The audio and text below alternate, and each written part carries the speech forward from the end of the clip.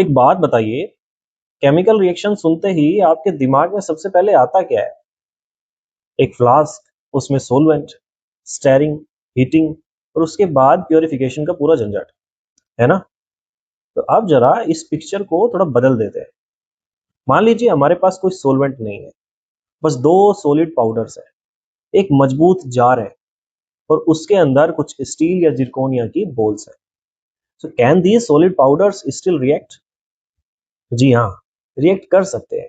और यही आज की कहानी है। एक ऐसी केमिस्ट्री जिसमें मॉलिक्यूल्स को सॉल्वेंट में घुमाने की बजाय सॉलिड पार्टिकल्स को बार बार तोड़ा जाता है, दबाया जाता है और आपस में मिलाया जाता है। इसका नाम है मैकेनोकेमिस्ट्री। तो चलिए देखते हैं, क्या सच में सिर्फ मैकेनिकल फोर्स से केमिस्ट्री चलाई जा सकती है या नहीं? देखिए, बेसिक आइडिया काफी सिंपल है।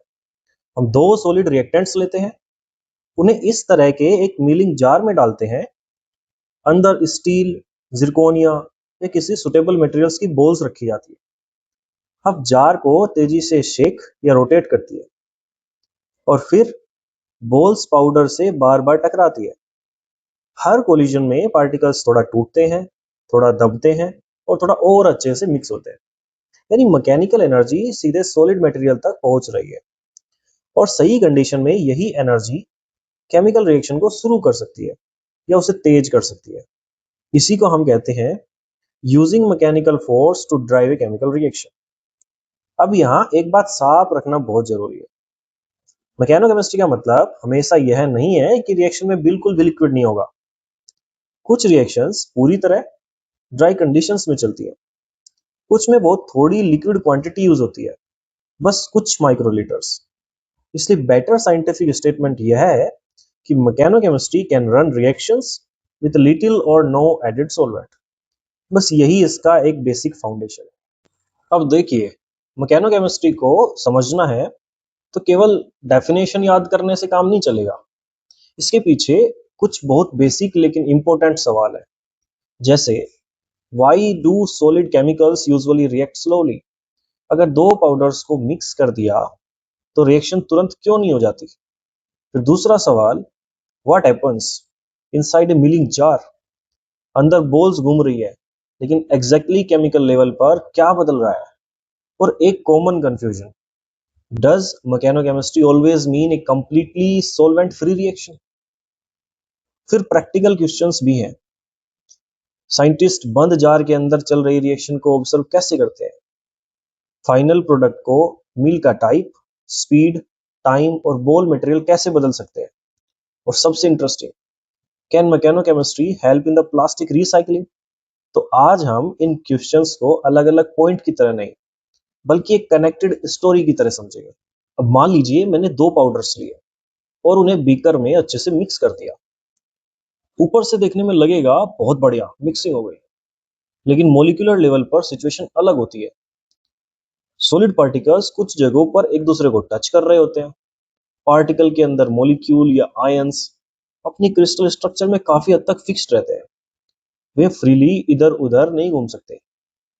तो सीधी सी बात एक है, अगर रिएक्टेंट्स एक दूसरे तक आसानी से पहुंच ही नहीं पाएंगे तो रिएक्शन तो स्लो होगी ही। इसे हम पुअर कांटेक्ट या स्लो मास ट्रांसफर कह सकते हैं। अब सॉल्यूशन केमिस्ट्री क्या करती है? सॉल्वेंट डालती है, रिएक्टेंट्स डिसोल्व होते हैं, मॉलिक्यूल्स मूव करते हैं, एक दूसरे से मिलते हैं और रिएक्शन हो जाती है। यह तरीका एक इफेक्टिव तरीका है। लेकिन रिएक्शन खत्म होने के बाद असली काम कई बार वहीं से शुरू होता है। सॉल्वेंट हटाइए, प्रोडक्ट वॉश कीजिए, ड्राई कीजिए, फिर प्योरिफिकेशन कीजिए। मैकेनोकेमिस्ट्री इस सिंपल प्रॉब्लम को दूसरे तरीके से सोल्व करती है। यह मॉलिक्यूल्स को सॉल्वेंट में चलाने की कोशिश नहीं करती, यह सॉलिड पार्टिकल्स को रिपीटेडली तोड़ती है और नए कॉन्टैक्ट पॉइंट्स बनाती रहती है। तो इसे एक लाइन में समझिए, solution chemistry moves molecules and mechanochemistry renews solid interfaces. यही दोनों रूट्स का सबसे बड़ा डिफरेंस है। चलिए अब जार के अंदर चलते हैं। एक मिलिंग बॉल तेजी से सॉलिड पार्टिकल से टकराती है। सबसे पहले क्या होता है? पार्टिकल टूटता है, इसे कहते हैं फ्रैक्चर। अब पार्टिकल छोटा हुआ तो उसकी एक्सपोज्ड सरफेस बढ़ गई, इसके बाद जो नई सरफेस बनती है वह कई बार पुरानी सरफेस से ज्यादा रिएक्टिव होती है। अब कहोगे भाई ऐसा क्यों है? क्योंकि पुरानी सरफेस पर मॉइस्चर, ऑक्साइड लेयर, कंटेमिनेशन या प्रोडक्ट कोटिंग हो सकती है। नई सरफेस तो अभी अभी बनी है, वो फ्रेश है। अब रिपीटेड इंपैक्ट क्रिस्टल स्ट्रक्चर को भी डिस्टर्ब कर सकते हैं। क्रिस्टल में एटम्स नॉर्मली एक ऑर्डर्ड अरेंजमेंट में होते हैं, लेकिन मैकेनिकल स्ट्रेस से स्ट्रेन, वैकेंसीज और डिफेक्ट बन सकते हैं। कुछ रीजन्स अपना रेगुलर ऑर्डर खोकर एमोर्फस भी हो सकते हैं। तो एमोर्फस का मतलब बस इतना समझिए कि क्रिस्टल का परफेक्ट ऑर्डर थोड़ा डिस्टर्ब हो गया। अब यहाँ असली गेम शुरू होता है। रिएक्टेंट ए और रिएक्टेंट बी के छोटे पार्टिकल टूटते टूटते एक दूसरे के बहुत क्लोज आ जाते हैं। उनके बीच की डिस्टेंस कम हो जाती है। रिएक्शन के लिए एक नया इंटरफेस बन जाता है और प्रोडक्ट एक छोटा शुरुआती रीजन बनता है। इसे कहते हैं न्यूक्लिएशन। आगे के इम्पैक्ट्स फ्रेश रिएक्टेंट एक्सपोज करते हैं और प्रोडक्ट फेज ग्रो कराती है। तो मैकेनोकेमिस्ट्री को केवल पाउडर ग्राइंडिंग कहना सही नहीं होगा। यह fracture, fresh surface, defects, intimate mixing and product growth, इन सब का कंबाइंड इफेक्ट है। अब एक ऐसी बात जहां अक्सर कंफ्यूजन हो जाता है। लोग मैकेनोकेमिस्ट्री सुनते ही बोलते हैं अच्छा, मतलब बिल्कुल सॉल्वेंट नहीं है। तो नॉट नेसेसरली। पहली कंडीशन है नीट ग्राइंडिंग। इसमें कोई लिक्विड इंटेंशनली ऐड नहीं किया जाता। यह एक स्ट्रिक्ट सोलवेंट फ्री कंडीशन के सबसे क्लोज है। दूसरी कंडीशन है लिक्विड असिस्टेड ग्राइंडिंग, यानी LAG। यहाँ बहुत थोड़ी लिक्विड क्वांटिटी ऐड की जाती है, लेकिन रिएक्टेंट्स उस लिक्विड में फुली डिसोल्व नहीं होते, यानी रिएक्शन सॉल्यूशन केमिस्ट्री में कन्वर्ट नहीं हो रही। अब लिक्विड की जो क्वांटिटी है या मात्रा है को ईटा, यानी एक सिंबल होता है ईटा, से दिखाया जाता है, बताया जाता है। मान लीजिए हमारे पास 500 मिलीग्राम सॉलिड्स है और ईटा वैल्यू 0.20 माइक्रोलीटर पर मिलीग्राम है। कैलकुलेशन इसकी बहुत ज्यादा सिंपल है। 500 multiplied by 0.20, answer is 100 microlitre, मतलब 0.1 मिलीलीटर लिक्विड। क्वांटिटी बहुत छोटी है, लेकिन उसका इफेक्ट बहुत बड़ा है। वह रिएक्शन रेट को बदल सकता है, सेलेक्टिविटी बदल सकती है, यहां तक कि फाइनल क्रिस्टल फेज भी बदल सकती है। तीसरी कंडीशन है स्लरी लाइक मिलिंग। यहाँ लिक्विड थोड़ा ज्यादा होता है और मिक्सचर पेस्ट या स्लरी जैसा बिहेव करने लगता है। तो जब कोई रिएक्शन सोलवेंट फ्री कही जाए तो एक बार पहले चेक कर लीजिए, तो was it neat grinding, LAG और स्लरी मिलिंग, क्योंकि ये तीनों साइंटिफिकली एक जैसी कंडीशन नहीं है। अब सोचिए, जार पूरी तरह बंद है, मशीन चल रही है, अंदर क्या हो रहा है बाहर से कुछ नहीं दिखाई देता। तो साइंटिस्ट को कैसे पता चला कि अंदर वास्तव में रिएक्शन हो रही है? पहले जार को एक ब्लैक बॉक्स की तरह ट्रीट किया जाता था। मशीन चलाओ, थोड़ी देर बाद बंद करो, सैंपल निकालो और एनालाइज करो। लेकिन इसमें प्रॉब्लम थी। हम केवल रिएक्शन शुरू होने से पहले और रिएक्शन खत्म होने के बाद की पिक्चर देख पा रहे थे। बीच में क्या हुआ तो सारा गायब। हो सकता है कोई इंटरमीडिएट कुछ सेकंड के लिए बनी हो और फिर खत्म हो गई हो। फिर साइंटिस्ट ने इन सिटू टेक्निक्स डेवलप की। इन सिटू का मतलब रिएक्शन को उसी समय ऑब्जर्व करना जब वह चल रही हो। 2013 में एक्स-रे डाइफ्रैक्शन से चलती मिलिंग रिएक्शन को रियल टाइम में मॉनिटर किया गया। स्ट्रक्चरल चेंजेस और इंटरमीडिएट फेजेस देखी गई। 2014 में रमन स्पेक्ट्रोस्कोपी से मॉलिक्यूलर चेंजेस को रिएक्शन के दौरान फॉलो किया गया। फिर ZIF-8 से जुड़ी स्टडी में देखा गया कि स्टार्टिंग क्रिस्टल सीधे फाइनल प्रोडक्ट में कन्वर्ट नहीं हुआ।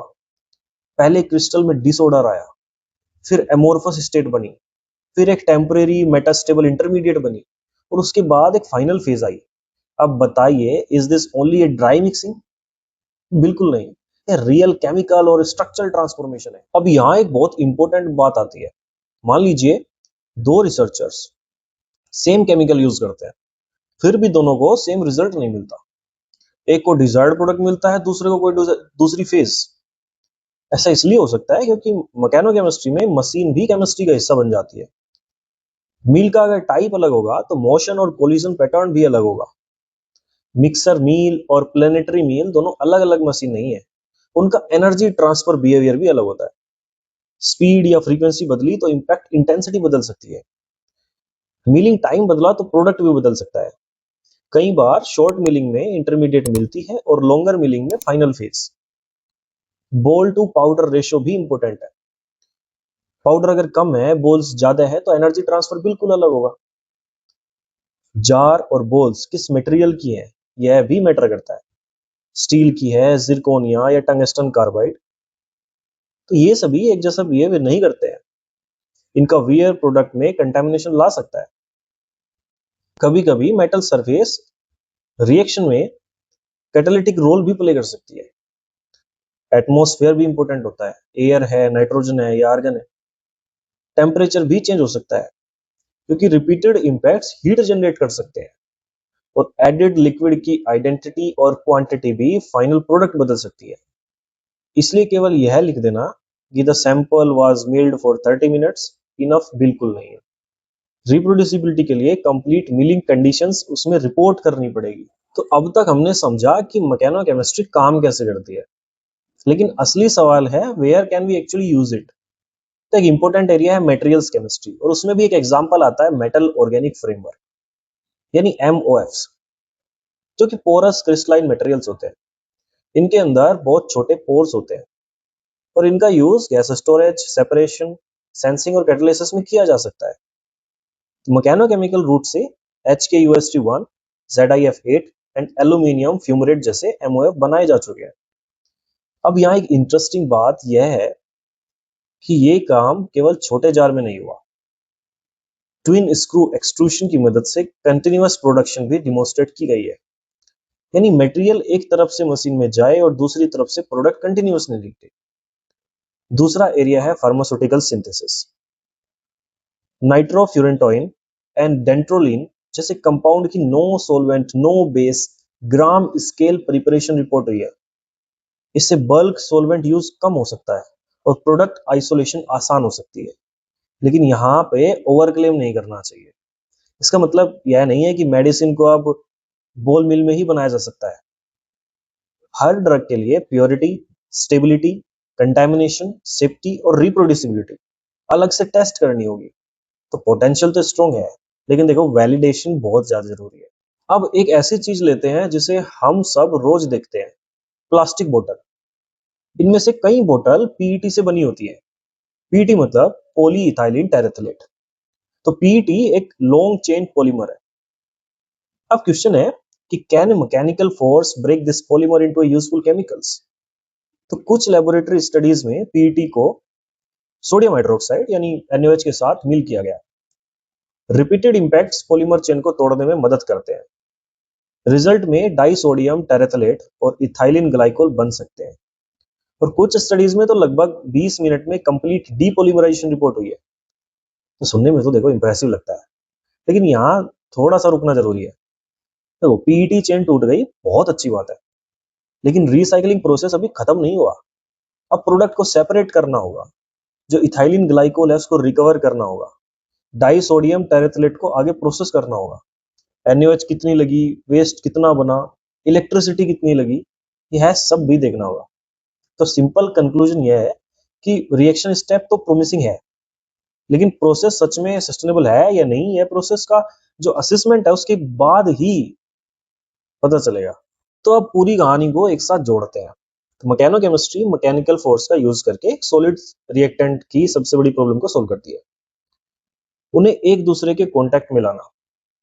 पार्टिकल्स टूटते हैं, फ्रेश सरफेसेस बनती है, क्रिस्टल डिफेक्ट्स डेवलप होते हैं, रिएक्टेंट्स क्लोज कांटेक्ट में आते हैं और प्रोडक्ट फेज बननी शुरू होती है। इसके फायदे इंपॉर्टेंट है, जैसे कि बल्क सोलवेंट यूज कम हो सकता है, रिएक्शन और प्रोसेसिंग टाइम कम हो सकता है, प्रोडक्ट आइसोलेशन आसान हो सकती है, न्यू सॉलिड फॉर्म्स और डिफरेंट रिएक्शन पाथवे मिल सकते हैं, कंटिन्यूअस मैन्युफैक्चरिंग पॉसिबल हो सकती है। लेकिन इसके साथ ही कुछ लिमिटेशंस भी है, जैसे कि फुल प्रोसेस सॉल्वेंट फ्री हो यह जरूरी नहीं है। जार और बोल से कंटेमिनेशन हो सकती है, स्केल अप इसका आसान नहीं है, और सेफ्टी असेसमेंट बहुत जरूरी है। और केवल सॉल्वेंट कम होना प्रोसेस के ग्रीन होने का फाइनल प्रूफ नहीं है। इसमें यील्ड, एनर्जी, वेस्ट, प्योरिफिकेशन और लाइफ साइकिल इंपैक्ट सब देखना होगा। मैकेनोकेमिस्ट्री केवल सॉल्वेंट को रिमूव नहीं करती, It changes how reactants meet, how energy reaches them, and how products are formed. और आई थिंक यही इस केमिस्ट्री की सबसे इंटरेस्टिंग बात है। यह केवल नई मशीन नहीं है, यह केमिकल रिएक्शन करवाने का एक अलग तरीका है। This is the chemistry driven by mechanical force, that is मैकेनोकेमिस्ट्री।